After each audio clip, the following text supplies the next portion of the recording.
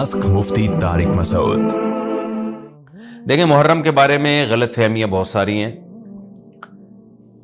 پہلے تو میں یہ عرض کروں، محرم کی اسلام میں فضیلت کیا ہے اور کیوں ہے یہ فضیلت۔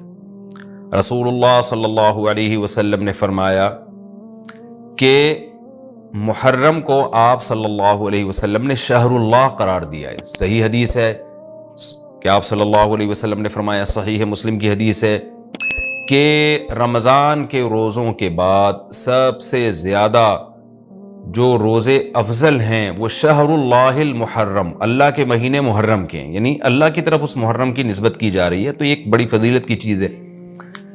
اور قرآن میں جن 4 مہینوں کو محترم قرار دیا ہے، عرب ان مہینوں میں جنگ و جدال کو حرام سمجھا کرتے تھے کہ یار یہ ناجائز ہے، اس میں جنگ نہیں کرنی چاہیے، ان مہینوں کا احترام لازم ہے۔ ان میں 4 مہینوں میں محرم بھی ہے، محرم، رجب، ذی الحجہ، ذی قعدہ، ذی الحجہ، یہ 4 مہینے ہیں جو محترم ہے، لیکن اس میں پھر رجب بھی داخل ہے اور ذی قعدہ بھی اور ذی الحجہ بھی، تو یہ بھی ہے۔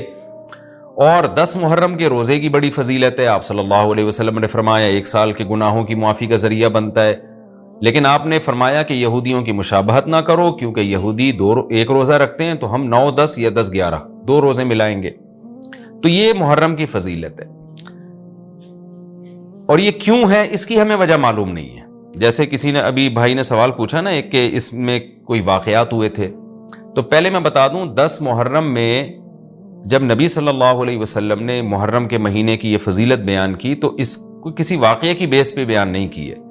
اس بارے میں جتنے واقعات ہمارے پاس منقول ہیں کہ آدم علیہ السلام جنت سے زمین پہ آئے تھے، یا قیامت آئے گی اس دن، یا یہ کہ اور پتہ نہیں کیا کیا، ابراہیم علیہ السلام کو آگ میں ڈالا گیا، یہ سب من گھڑت ہیں، اس کی کوئی حقیقت نہیں ہے، موضوع روایتیں ہیں۔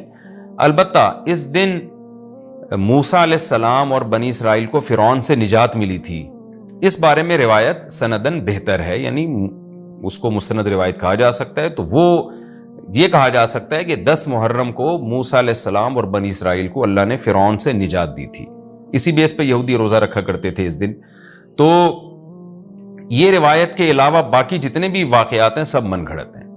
باقی حضرت حسین رضی اللہ تعالی عنہ کو جو کربلا میں شہادت ملی ہے، وہ تو 10 محرم، وہ تو فضیلت تو اسلام میں پہلے سے تھی، تو حضرت حسین رضی اللہ تعالیٰ عنہ کا واقعہ تو بعد میں ہوا ہے، تو اس سے حضرت حسین کی شہادت کو اور فضیلت مل گئی کہ آپ کو ایک مقدس دن میں اللہ تعالیٰ نے شہادت عطا فرمائی ہے۔